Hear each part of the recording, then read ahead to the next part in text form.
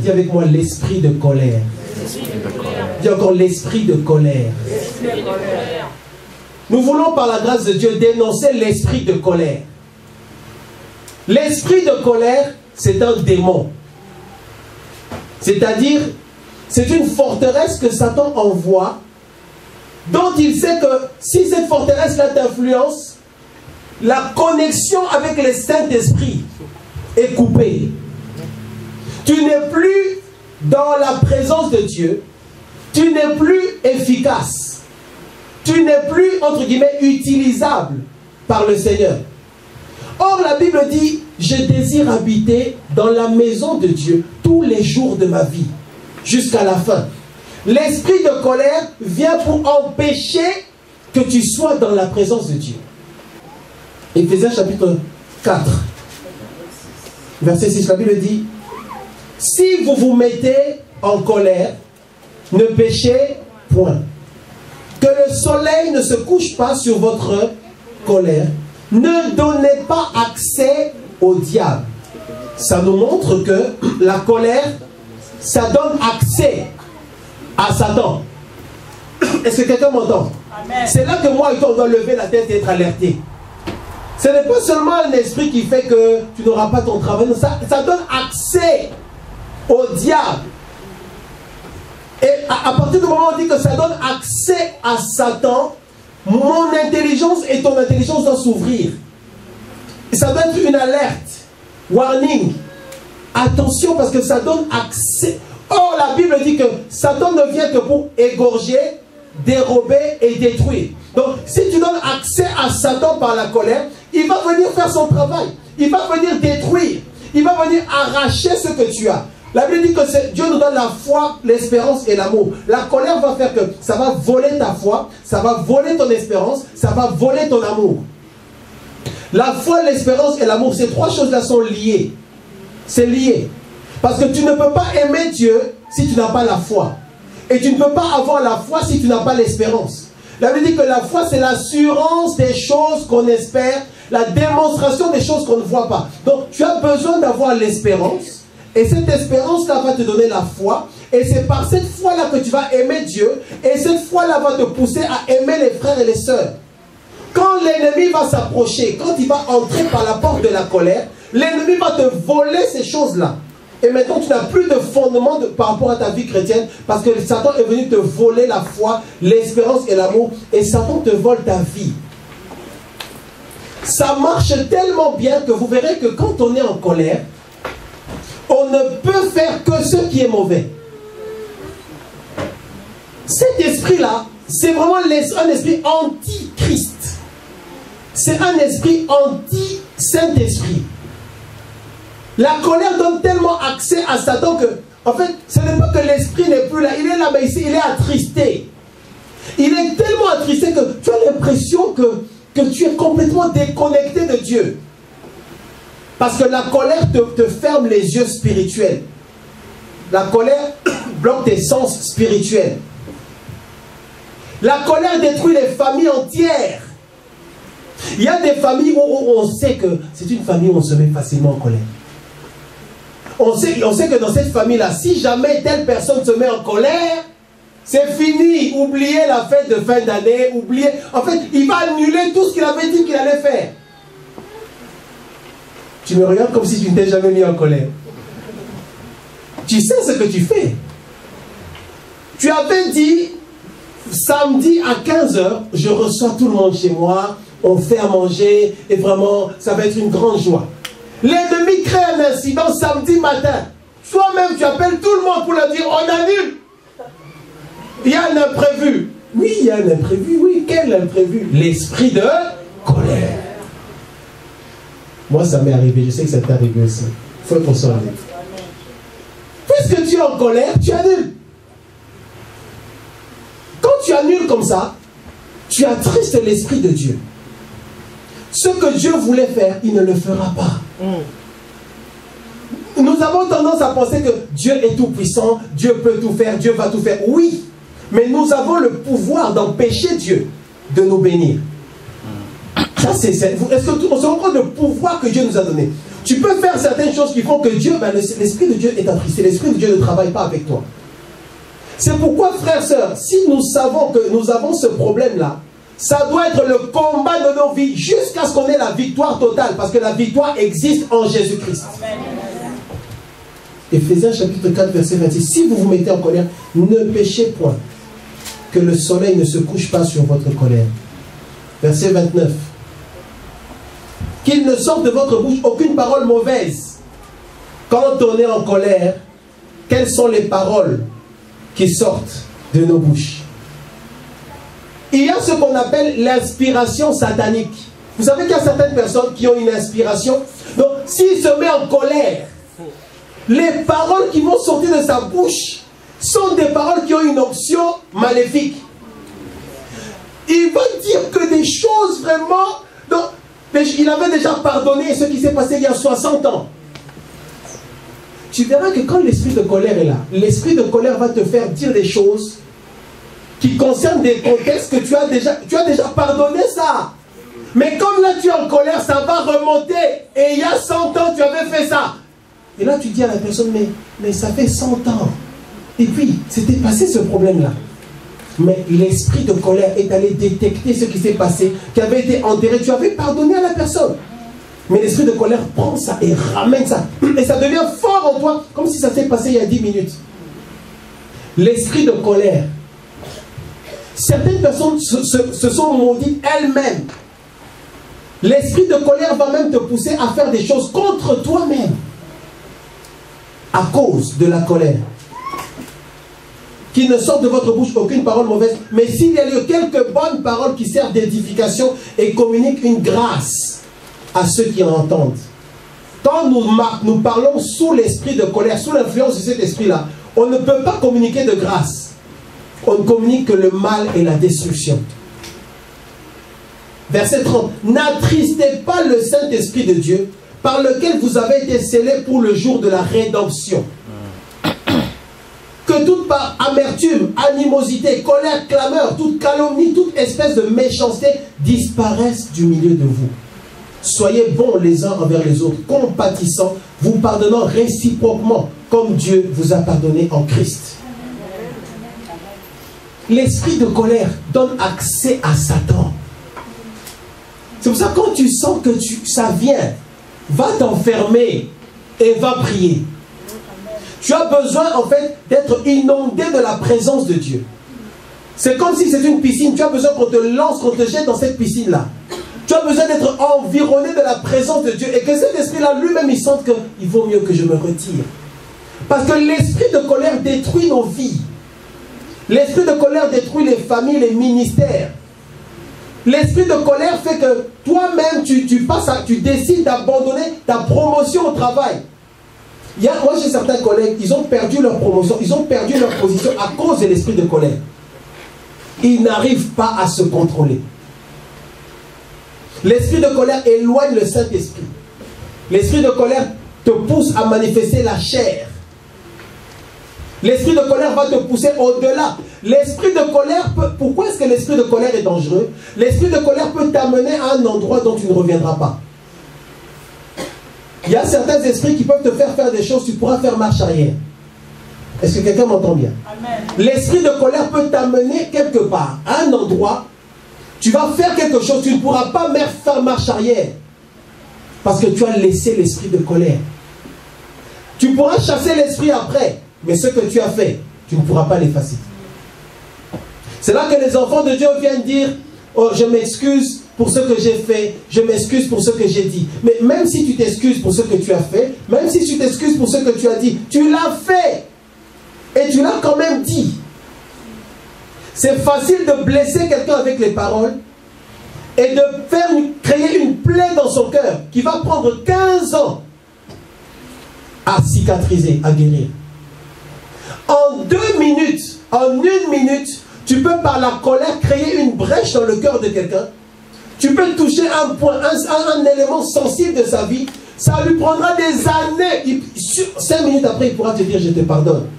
Qui aime la vérité? Vous aimez la vérité? Amen. 5 minutes après, la personne te dit, ok, c'est bon, tu étais en colère, je te pardonne.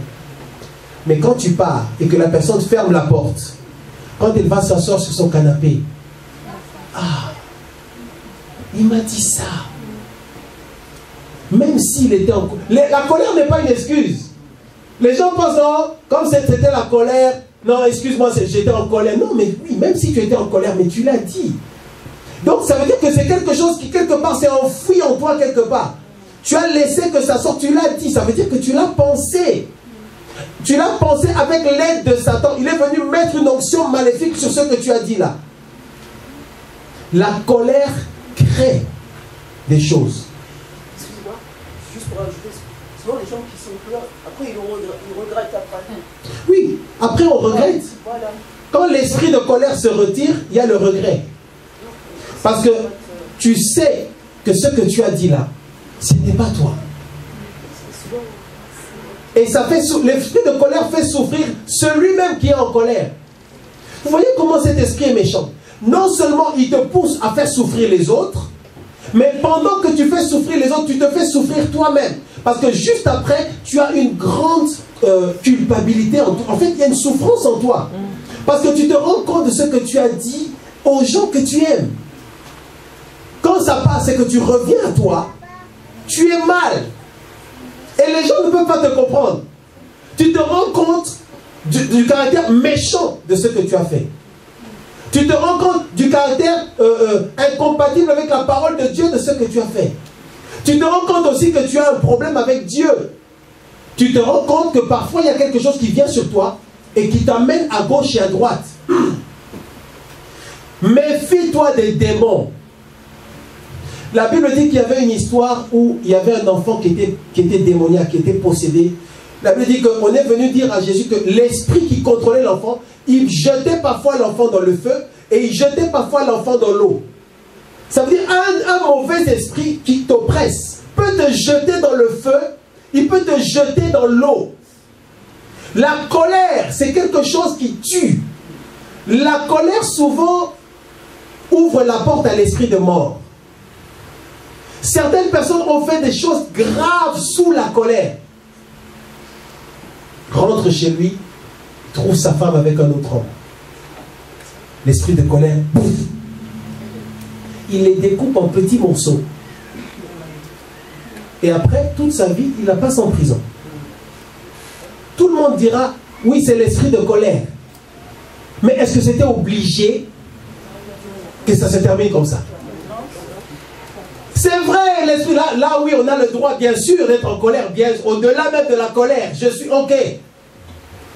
Mais quand il y a des choses comme ça, si tu n'es pas capable de te reprendre, toi-même, tu prends une décision qui détruit ta vie.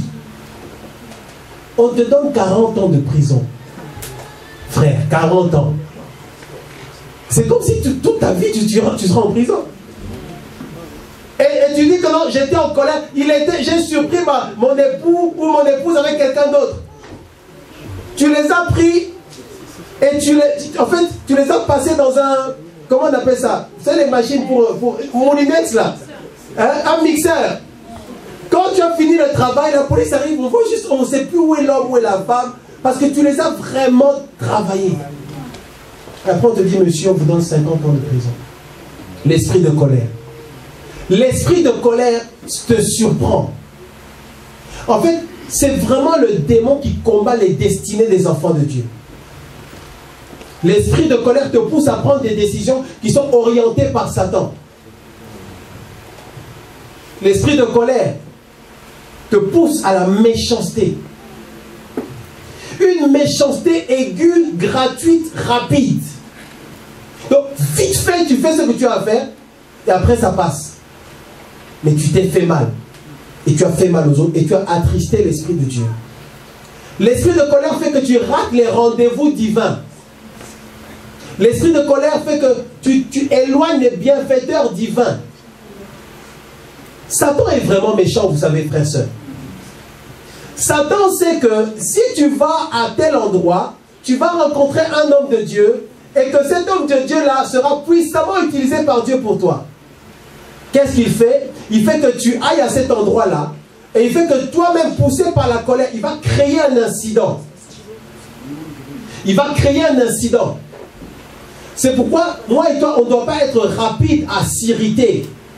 Parce que Satan va créer un incident. Il va créer une situation. Il va créer un problème. Il va créer... Quelqu'un va dire quelque chose. Quelqu'un va faire quelque chose. Il va utiliser les gens qui sont autour de toi. C'est pourquoi, à partir du moment où l'ennemi connaît tes faiblesses, fais attention. Il sait ce qui déclenche. Il connaît les déclencheurs, entre guillemets, de la colère chez toi. Donc il est malin. Il sait exactement ce qu'il faut faire. Parfois, ce sera un seul événement. Et parfois, ce sera plusieurs morceaux, entre guillemets, d'événements. Un peu de ça, un peu de ça. En toi, ça monte un peu. Mais ce n'est pas encore sorti. 2 heures après. Quand je parle, vous êtes d'accord? Vous savez ce que je dis, non? Nous connaissons ces choses. Un peu de ça, un peu de ça. Oups, ça monte un peu. Personne ne sait que tu es déjà à 50%. Tu n'es pas encore à 100%, personne ne sait. Quelques minutes après, un peu de ça et un peu de ça. Oups, 70%. Quelques minutes après, un peu de ça, 95%. Là, toi-même, tu sais que là, attention, parce qu'il y a Goldorak qui va descendre ici. Xena. Ici, là, c'est Hulk. 95,98%. Les gens qui sont autour de toi commencent déjà à avoir attention là. Lui, là. Il faut prier pour lui. Dis avec moi la colère. La colère. Nous devons chasser cet esprit-là. C'est un esprit qui est têtu et qui ne part pas quand juste avec une prière. Qui aime la vérité? Ça ne part pas juste. C'est pas ça. Au nom de Jésus, esprit de colère. Non, non, non, non, non. Tu dois travailler avec la parole de Dieu. C'est là que la Bible parle du renouvellement de l'intelligence pour que l'esprit de colère s'en aille. Tu dois être tellement rempli de la parole de Dieu pour ne plus être sous influence. L'esprit de colère est une manifestation de l'orgueil aussi. C'est-à-dire, comme je n'ai pas ce que je veux avoir, comme je ne reçois pas ce que je veux ou je pense devoir recevoir, eh bien je me mets en colère. C'est une manifestation de l'orgueil. Parfois, certaines personnes disent non, moi je ne suis pas orgueilleux. Parce qu'on croit qu'être orgueilleux, c'est seulement ceux qui sont vraiment, comment dire, très, vraiment imbus, donc plein d'eux-mêmes. Hein? Frère, comment ça va? Oui, ça va, par la grâce de Dieu. Alléluia. Vous savez qu'il y a ce qu'on appelle l'orgueil spirituel. Amen. Alléluia. Je prie pour toi aujourd'hui, reçois. Tu joues avec le son, le micro, pour créer quelque chose. Ça, c'est faux, ça. C'est l'orgueil.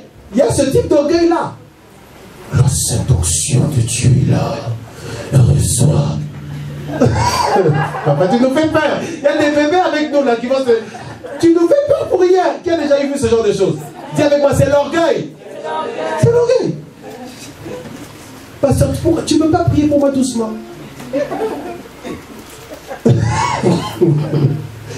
Par la grâce de Dieu, on ne fait pas ça ici. Amen. Je vais prier pour toi tranquillement, frère. Si tu trembles, tu trembles. Si tu tombes, tu tombes. Si tu ne tombes pas, gloire à Dieu. Quand un mauvais esprit te possède, est-ce que tu sens quelque chose? Eh bien, quand l'esprit de Dieu viendra sur toi, ce n'est pas obligé que tu sens quelque chose. Quand on chasse beaucoup de mauvais esprits dans la vie des frères et sœurs, est-ce que chaque fois que c'est entré, ils ont senti quelque chose? Est-ce qu'ils sont tombés quelque part? Donc tu arrives à Carrefour, un mauvais esprit entre sur toi à la caisse, là, boum, non, tu sens rien, mais l'esprit, il est entré quand même. Donc l'esprit de Dieu peut travailler sur toi sans que tu fasses des choses. Je ferme la parenthèse. Dis avec moi, l'esprit de colère. L'esprit de colère. L'orgueil se cache derrière la colère.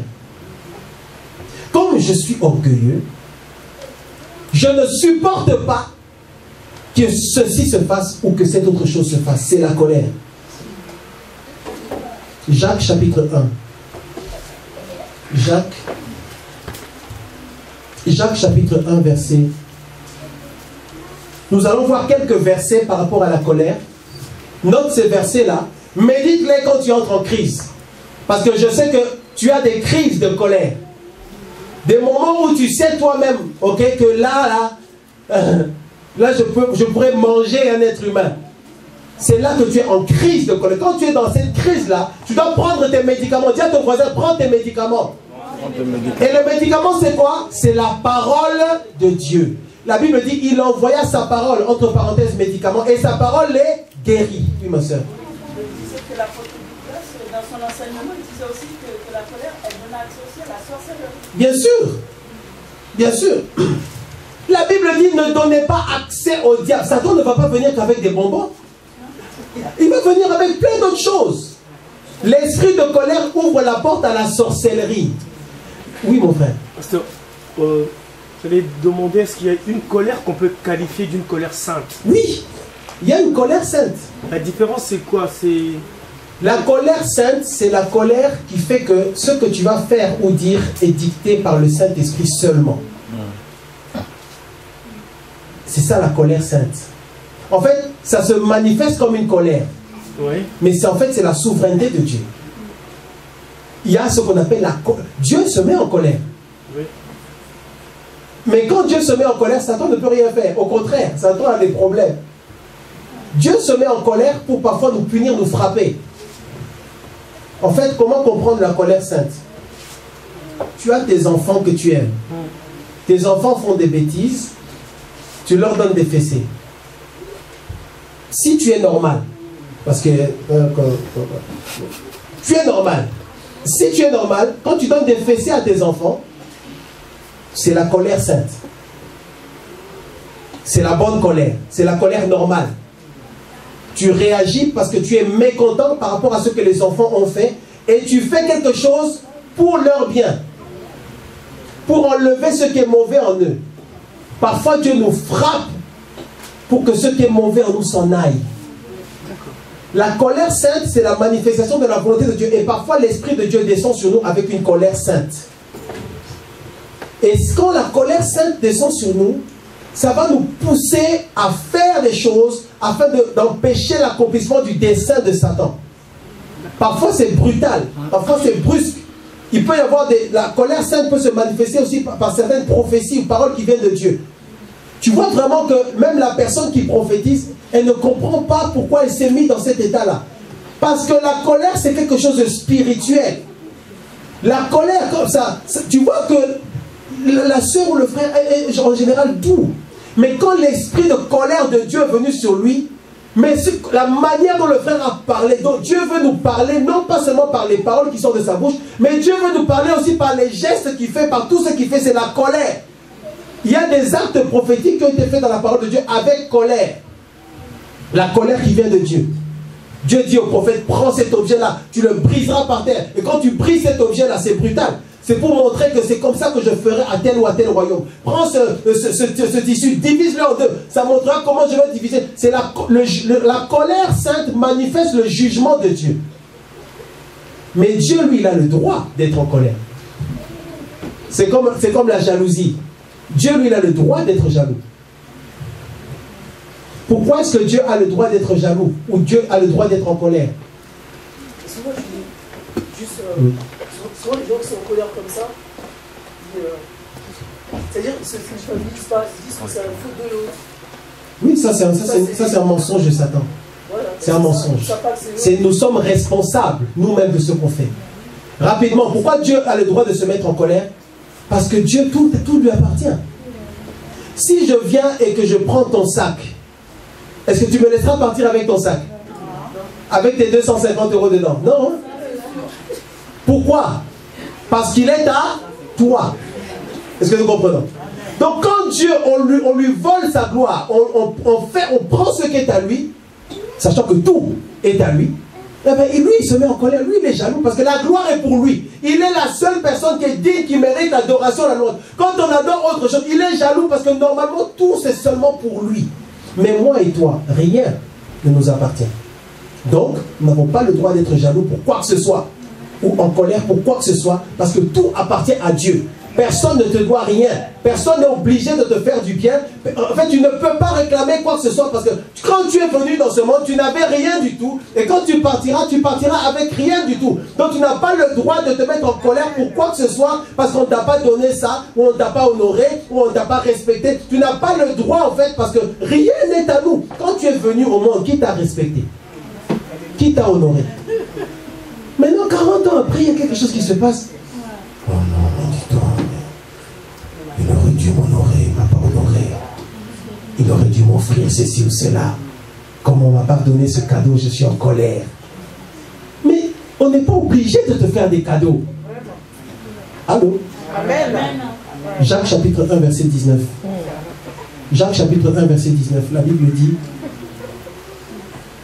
sachez-le, mes frères bien-aimés, ainsi que tout homme soit prompt à écouter, lent à parler, lent à se mettre en colère. Dieu veut que moi et toi, on soit prompt à écouter. Donc quand il faut écouter, tu écoutes rapidement, facilement. Lent à parler, lent à se mettre en colère, car la colère de l'homme n'accomplit pas la justice de Dieu. Dis avec moi, je veux accomplir la justice de Dieu. Ça va t'aider à lutter contre la colère. Tu vas comprendre que la colère fait que finalement, je n'accomplis pas la justice de Dieu. Je n'accomplis pas la volonté de Dieu. Donc comme j'aime Dieu, comme je veux marcher avec Dieu, comme je veux que le plan de Dieu s'accomplisse dans ma vie, je m'oppose à la colère. Je m'empêche de rester dans la colère parce que je sais que la colère là fait que je n'accomplis pas la justice de Dieu. Au contraire, j'accomplis le contraire de la justice de Dieu. J'accomplis le contraire de la volonté de Dieu. Ça, c'est un verset qui m'a beaucoup aidé avec la colère et qui continue à m'aider avec la colère. Amen. Savoir que arrête-toi parce que là, tu es en train d'aller vers quelque chose qui est contre la justice de Dieu. Amen. Proverbe chapitre 29. Proverbe chapitre 29. Aujourd'hui, on va faire un effort pour finir à temps. Et on va faire un effort pour finir à 13h ou avant 13h de manière générale. Amen. Il y a quelqu'un qui nous a tiré les oreilles, donc on veut faire attention à ça. Proverbe chapitre 29, verset 11. Proverbe chapitre 29, verset 11. Pourquoi est-ce que ce type d'enseignement ou de message est important? Tu vois, frères, sœurs, il n'y a pas que la prière. Il y a aussi des choses que nous faisons qui réduisent l'efficacité de nos prières. Des choses que nous faisons qui font qu'on a du mal à entrer dans la présence de Dieu. Des choses telles que la colère. Proverbe chapitre 29, verset 11. La Bible dit: l'insensé met en dehors toute sa passion, mais le sage la contient. Quand on parle de passion, en fait, ça représente la colère. L'insensé, il manifeste sa colère. Toute sa colère. Dieu ne veut pas que la colère se manifeste. Dieu sait que certains événements peuvent se produire qui sont de nature à faire que la colère monte en toi. Mais Dieu ne veut pas que tu la laisses s'exprimer. Est-ce que nous comprenons? Allô? Allô? Dieu ne veut pas que la colère se manifeste, que ça sorte par ta bouche ou par tes actes. Il préfère que quand tu es en colère, que tu laisses passer la colère. Donc, c'est comme quand tu as la fièvre. Tu laisses passer, tu attends que la fièvre passe. Tu attends que ça... Et ça va passer. Si tu décides, je ne dis rien, je ne fais rien. Au contraire, je cherche la présence de Dieu. Parce que je ne veux pas faire quelque chose qui soit contre la justice de Dieu. La parole de Dieu est puissante. La parole de Dieu est un médicament qui va guérir ton cœur, guérir ton âme et ton esprit. Si tu as la révélation de ce que la Bible dit. Et c'est bien d'aimer Dieu, c'est l'amour de Dieu qui va te délivrer de la colère. Tu te dis, Seigneur, je t'aime, Seigneur, je veux marcher avec toi. La colère m'amène en dehors de ta justice. Moi, je veux être dans la justice de Dieu. Donc, je dois lutter contre la colère. Amen. Amen. Il dit l'insensé. L'insensé, c'est le fou. Qui veut être insensé? Quand tu pries, tu dis, Seigneur, je refuse d'être un insensé. Seigneur, je vois que tu dis que celui qui manifeste la colère est un insensé. Sur le plan spirituel, celui qui manifeste la colère est un insensé. C'est un fou. C'est quelqu'un qui ne sait pas ce qu'il fait. C'est quelqu'un à qui Satan peut faire n'importe quoi. C'est quelqu'un qui lui-même devient ridicule. C'est quelqu'un qui lui-même va faire des choses qui relèvent de la folie, un insensé. Pourquoi est-ce que la Bible dit que tu es un insensé si tu te mets en colère? Parce que Dieu sait que quand tu te mets en colère là, en fait, les portes de ta vie, les portes spirituelles de ta vie sont ouvertes. N'importe quel vent mauvais peut venir sur toi. Tu es un insensé. Moi, je refuse d'être un insensé. Refuse d'être fou ou folle. Tu deviens un insensé. Donc, là, tu es quelqu'un, tu pourrais entrer dans un immeuble, te mettre au 4e étage et te jeter par-dessus le balcon. Tu pourrais le faire. Tu es un insensé, tu es fou. C'est la colère qui pousse à faire ces actes de folie. Ecclésiaste chapitre 7. Ecclésiaste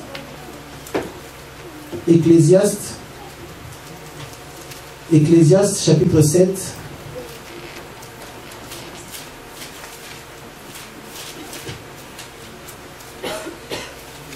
Verset 9. Ecclésiaste chapitre 7 verset 9. Note bien. Ne te hâte pas dans ton esprit de t'irriter, car l'irritation repose dans le sein des insensés. Je lis encore. Ne te hâte pas dans ton esprit, en ton esprit de t'irriter, car l'irritation repose dans le sein des insensés. Donc la Bible dit que quand tu t'irrites, quand tu te mets en colère, c'est le lot, c'est le comportement normal d'un fou. Le comportement normal d'un insensé, c'est de s'irriter. Le comportement normal de quelqu'un qui ne réfléchit pas, quelqu'un qui est ridicule, quelqu'un qui ne maîtrise pas sa pensée, qui ne maîtrise pas ses émotions, qui ne maîtrise pas sa volonté, c'est la colère, c'est l'irritation. Donc quand tu prieras avec ces versets-là, tu dois prier: Seigneur, je refuse d'être un insensé. Seigneur, je refuse d'être fou. Seigneur, je vais être en possession de mes sens spirituels. Et Seigneur, je refuse l'esprit de colère. Amen. Amen.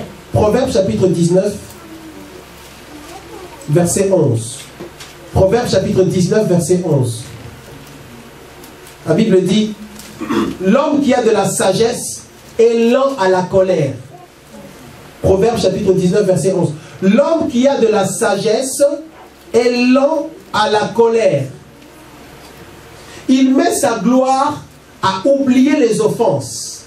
N'est-ce pas un verset intéressant? Celui qui a la sagesse est lent. Pourquoi je donne ces versets-là? Pour nous aider à avoir des armes pour combattre les forteresses dans la tête. Et pour comprendre ce que Dieu dit. Amen. L'homme qui a de la sagesse est lent à la colère. Or, la Bible dit que la sagesse, la crainte de l'Éternel, c'est le commencement de la sagesse. La Bible dit la crainte de Dieu, c'est le commencement de la sagesse. Et maintenant, la Bible dit que celui qui a justement la sagesse là, donc qui a la crainte de Dieu, celui-là, il sera lent à la colère. Donc, si tu crains Dieu, tu seras lent à la colère. Je recommence. La Bible dit: l'homme qui a de la sagesse, il sera lent à la colère. Et la Bible dit: la crainte de Dieu, c'est le commencement de la sagesse.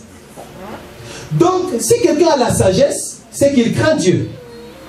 Maintenant, la Bible dit: celui qui a la sagesse, il est lent à la colère. Donc, si quelqu'un craint Dieu, il sera lent à la colère. Est-ce que nous comprenons?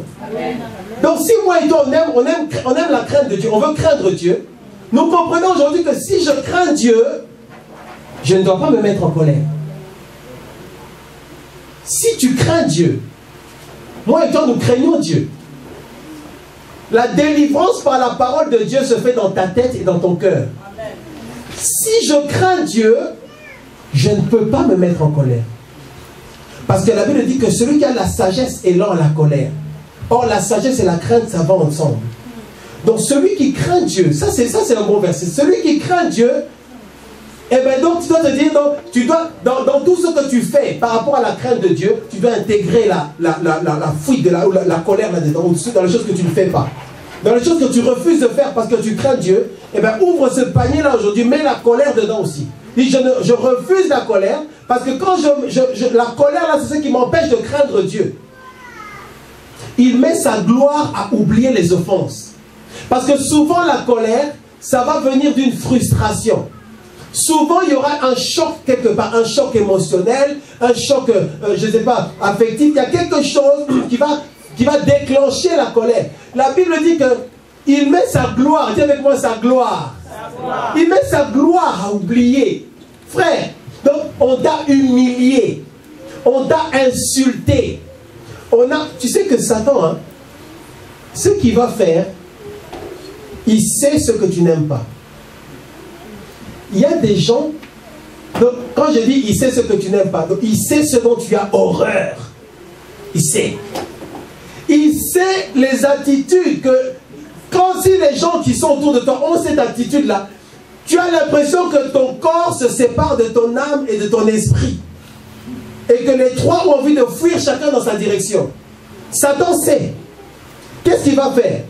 Il va faire que certaines personnes, et ce sera toujours dans ton entourage, Satan, pour que tu sois en colère, ne va pas se passer par l'attitude de quelqu'un qui se trouve au Malawi ou au Mexique. Il va passer par quelqu'un qui est dans ta famille. Il va passer par quelqu'un que tu connais. Quelqu'un qui est dans ton entourage, dans ta belle famille. Quand cette personne-là va avoir l'attitude là, dont Satan sait que c'est ça qui te fait décoller. Si tu n'as pas la maîtrise de soi, à chaque fois tu tomberas dans le piège. Maintenant, tu peux prier au Seigneur, je te demande de faire que ces gens-là s'éloignent. Non, Dieu ne va pas faire ça. Seigneur, je te demande que ces gens-là changent. Non. Dieu est compliqué, frère. Je ne sais pas pour ton Dieu. Mon Dieu à moi, il n'a pas exaucé cette prière. Seigneur, enlève cette personne de ma vie. Seigneur, que cette personne-là change. Non, non, non. Au contraire, Dieu fait que la personne continue pour que tu apprennes à dominer la colère. La personne, on dirait que Dieu et la personne se sont mis d'accord pour que cette... Qui sait de quoi je parle? C'est vrai. Il y a des gens là, c'est comme s'ils se disent, moi je resterai là et j'aurai cette attitude-là. T'as qu'à te mettre en colère. Et toi tu sais, Seigneur, que cette personne-là aille s'installer aux États-Unis. Non, non, non. Toi-même tu as envie de déménager pour aller ailleurs. Dieu dit, non, tu restes là. Tu dois apprendre à dominer cette colère-là. En fait, ces gens-là, c'est comme s'ils ont une mission dans ta vie. Tu vois, il y a des gens qui disent, mais en tout cas, cette personne, elle a une mission dans ma vie.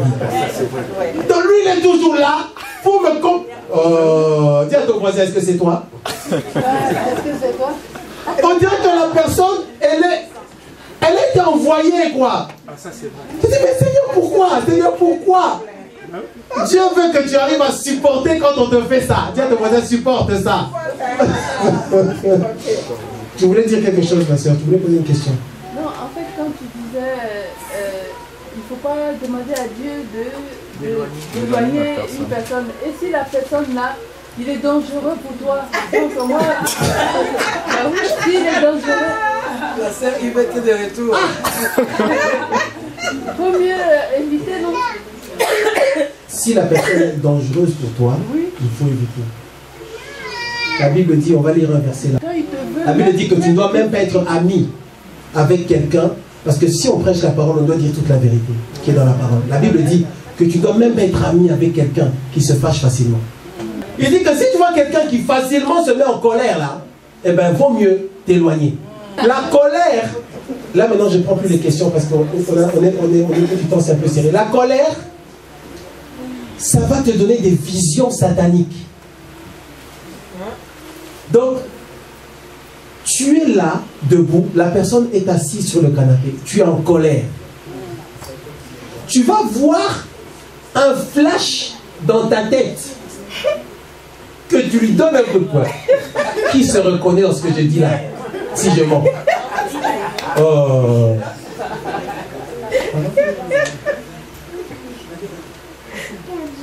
Ah. Moi, ça m'est arrivé. Donc, la personne est assise là. Ça monte, ça monte, ça monte. La personne est... Donc, c'est comme s'il y a quelque chose à moi qui dit arrête. La personne continue.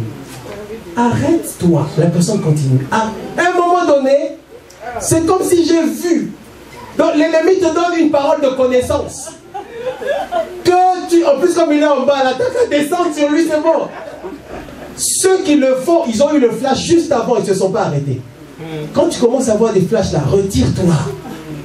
Retire-toi, va t'enfermer quelque part. Mets l'adoration. Seigneur, aide-moi.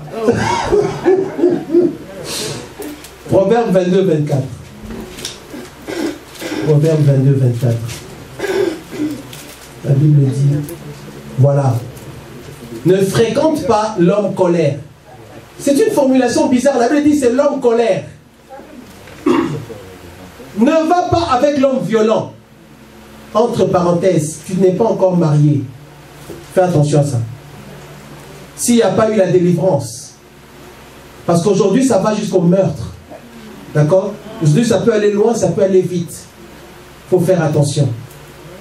Maintenant, ce verset est particulier parce que on ne peut pas dire que, ok, donc si quelqu'un est colérique, on va plus s'approcher de lui.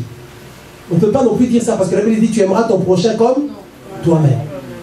Donc c'est un verset qu'il faut faire attention. Je ne prends plus de questions. Là, on a plus de temps. Dernière question. Dernière question. Oui. Souvent les gens colériques ne le montrent pas. Oui. Ben, comment on peut le savoir voilà. Ça va sortir après. Ah, ça va. Il y a la colère, ça affecte les hommes les plus gentils. Les hommes et les femmes les plus doux et les plus gentils, frère. Donc, en temps normal, la personne, c'est un ange. D'ailleurs, tu sais qu'en temps normal, tu es un ange. En temps normal, c'est vraiment le frère là, non. La sœur, un enfant de Dieu. Oh, mon frère, tu es béni. Ma sœur, tu es bénie. Mais si tu la rencontres, le mauvais jour, au mauvais moment. Tu vas changer d'opinion. Tu vois vraiment que... En fait, ce qu'on fait, c'est on fait la même chose que ce que les enfants font. C'est quand les enfants sont fâchés, ils commencent à faire des grimaces.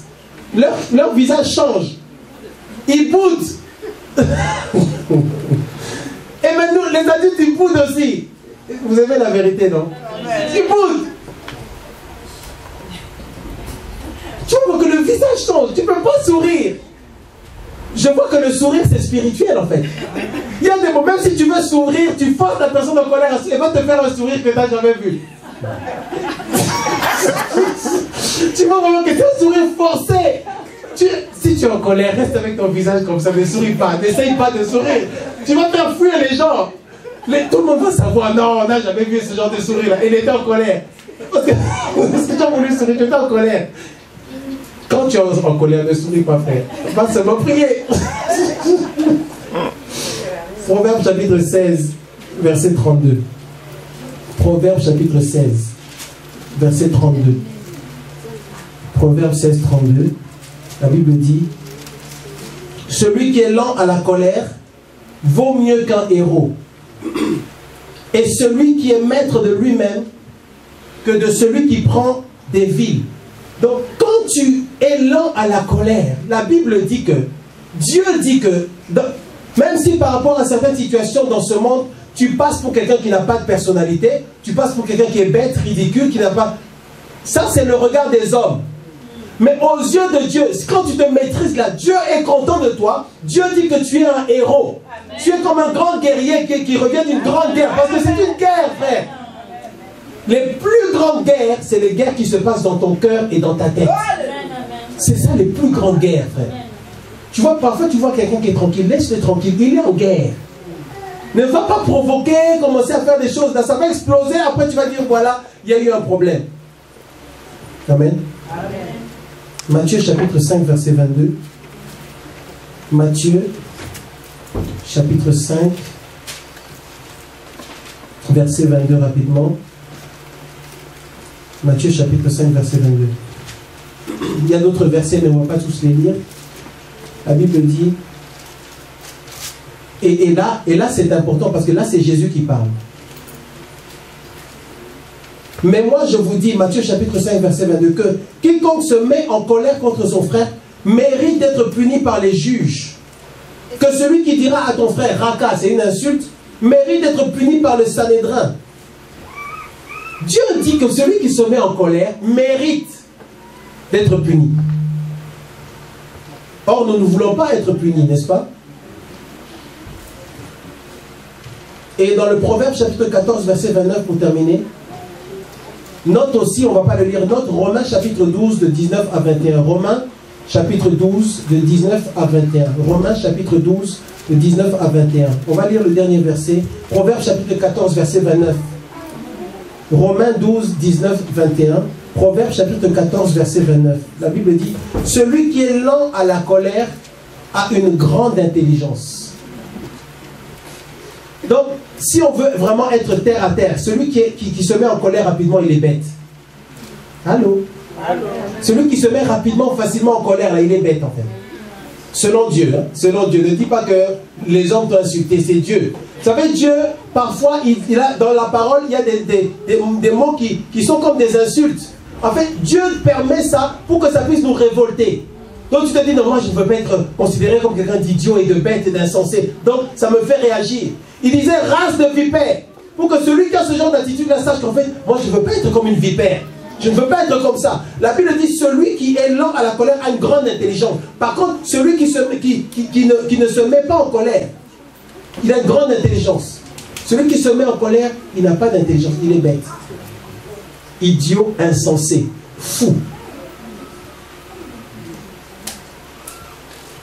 Comment s'en sortir? Comment faire pour sortir de là? Et il y a plusieurs façons de le faire. Et je te dis tout de suite, ça prend du temps. Ce n'est pas juste une prière d'1 heure ou de 30 minutes. Parce que c'est un style de vie. Parce que l'ennemi sera toujours caché quelque part. Il t'attend au coin de la rue avec une situation qui va te surprendre. C'est là qu'on a lu le verset où la Bible dit que la terre est à Dieu et tout ce qu'elle renferme.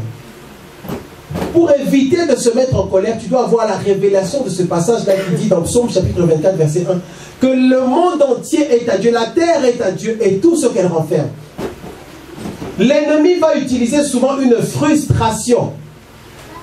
Il y a quelque chose dont tu pensais que ça t'est dû. L'ennemi va faire que justement on ne te donne pas cette chose-là. Toi, tu espères que ton ami soit sincère envers toi, qu'il soit loyal, qu'il ne te vole rien. Tu t'attends à ça. L'ennemi permet que ton ami te vole cette chose-là, un objet ou n'importe quoi, qu'il soit irrespectueux et qu'il te manque de respect. Ça crée une frustration en toi parce que selon toi, c'est quelque chose que tu dois avoir. Tu dois avoir le respect des autres. Tu dois avoir l'honnêteté des autres. Tu dois avoir la gentillesse des autres. Tu dois avoir toutes ces choses-là. Quand on ne te donne pas ces choses-là, quand certaines personnes qui sont entre guillemets spéciales ou stratégiques dans ta vie ne te donnent pas ces choses-là, ça crée la colère en toi.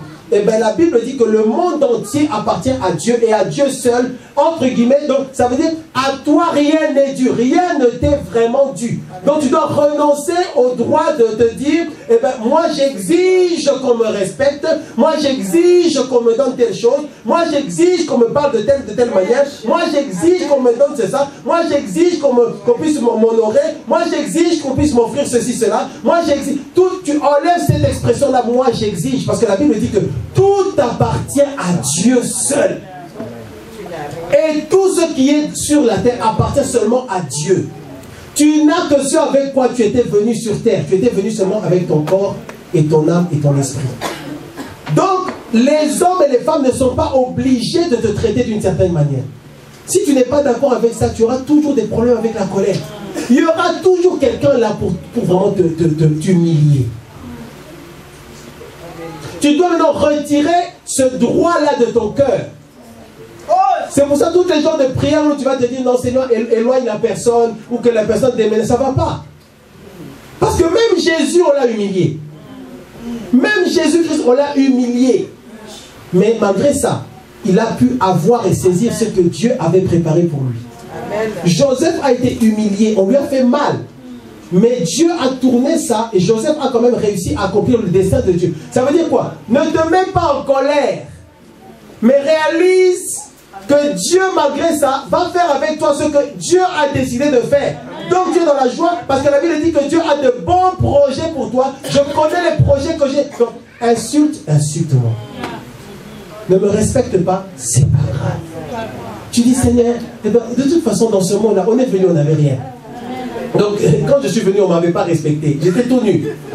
Donc, fais ce que tu veux. Y a pas, on ne se bat pas, on ne va pas se bagarrer là-dessus.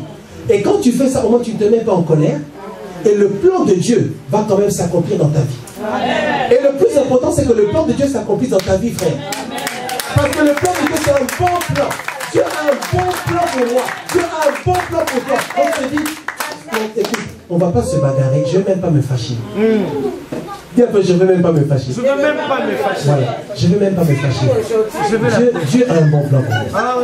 Donc insulte-moi, méprise-moi, prends-moi pour de la poussière, de la boue. C'est ton problème. Je ne vais même pas me... Je suis libéré de la colère. Je suis libéré de l'envie de...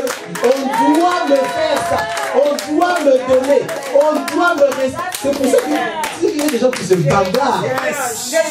Tu vois vraiment des coups de poing. Tu as l'impression que c'est des coups de fusil. Pourquoi? Parce qu'on l'a insulté. Pourquoi? Parce qu'on ne l'a pas respecté. Il s'est senti humilié. Il enlève sa chemise. Il y en a qui disent, aujourd'hui là, les Africains disent, tu vas me tuer aujourd'hui. Mais vraiment, je ne veux pas te tuer. Pourquoi tu dis ça? Parce qu'il y a l'orgueil qui dit, non, moi, à moi, on ne peut pas faire ça. Comme tu as osé. Tu sais quand les gens disent, si tu répètes, répète-le encore. Donc ils te donnent des ultimatums. Répète-le encore. Tu as dit ça, répète-le encore.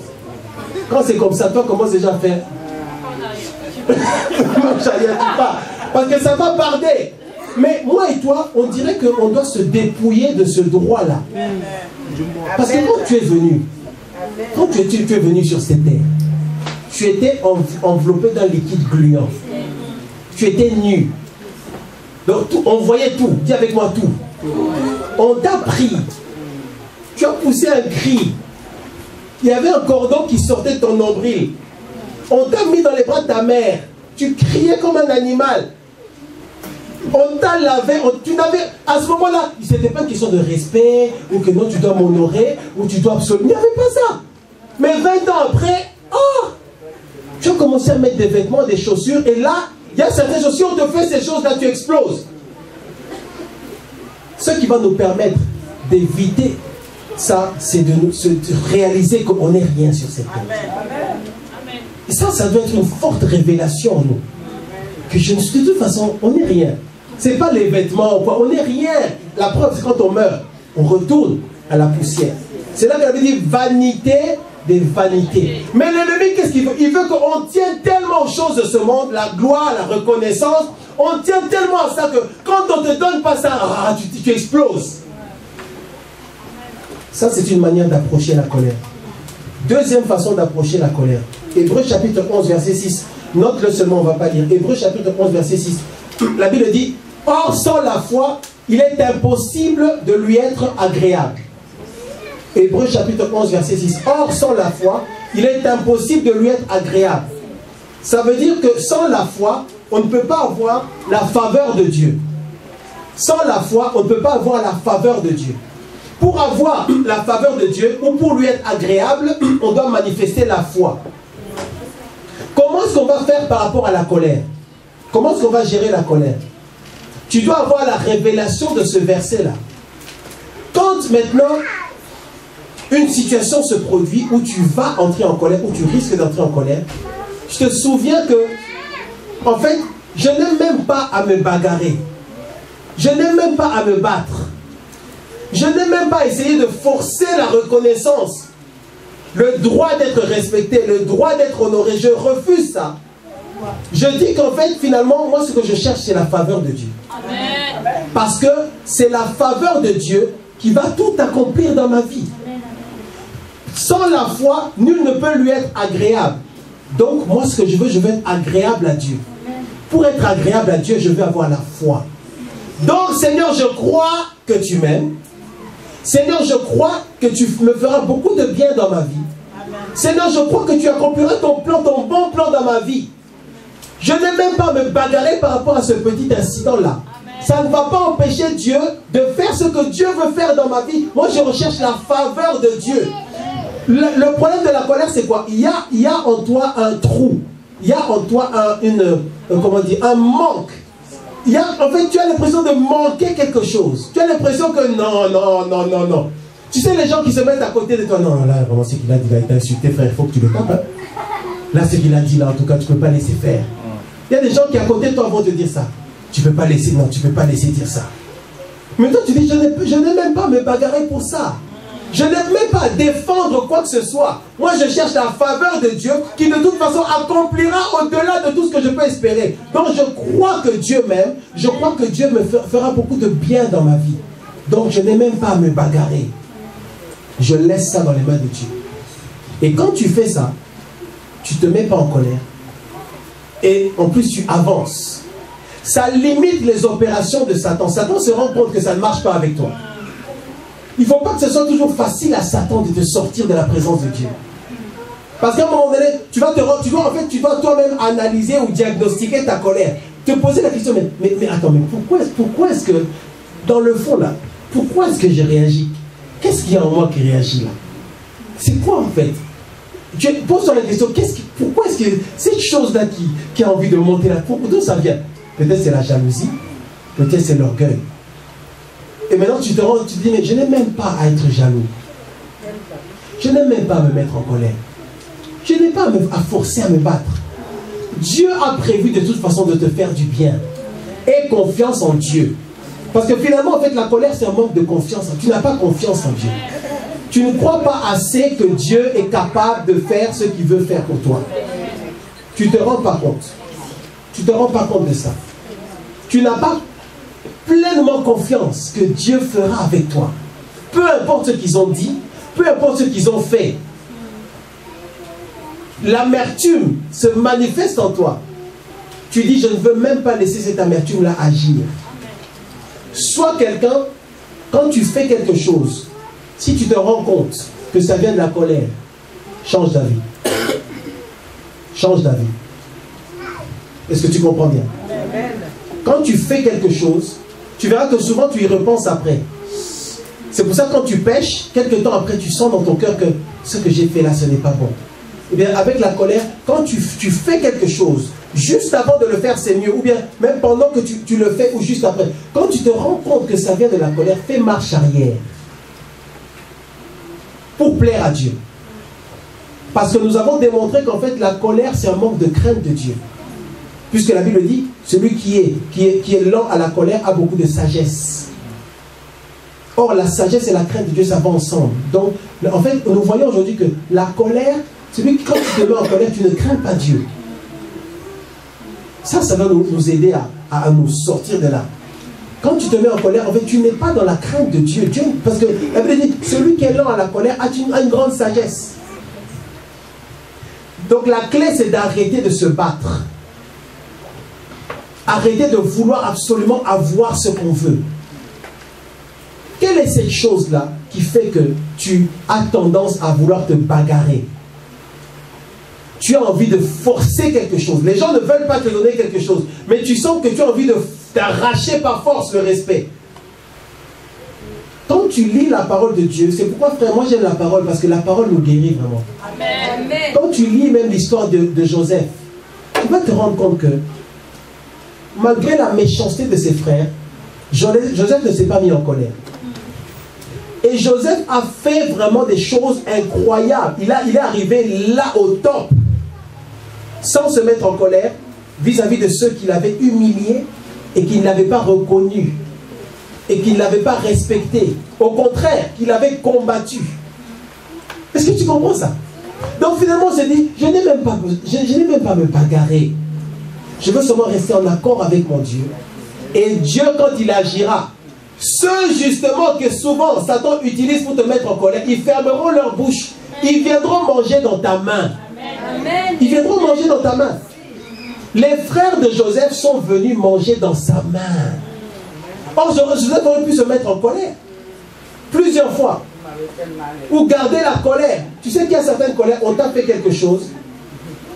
Les gens qui t'ont blessé, tu ne les vois pas. Pendant 15 ans, tu ne les vois pas. Tu ne sens pas la colère. Mais le jour où tu vas les voir, c'est là que tu vas comprendre qu'en fait la colère était cachée en toi. Ça remonte. Boum. Et là, ça te fait même peur. Comment ça se fait que je suis en colère comme ça? C'est parce que la personne qui t'a fait ça, tu avais oublié en fait. Mais tu n'as jamais géré le problème.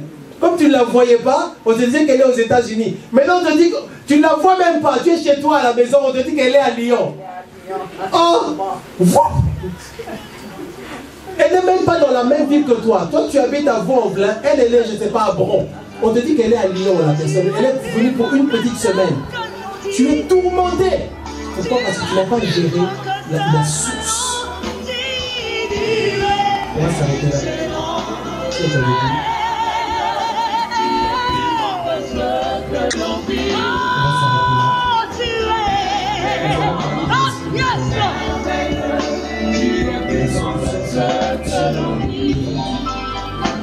Tu es plus grand que ça que je pense, cher Oba, tu es plus grand.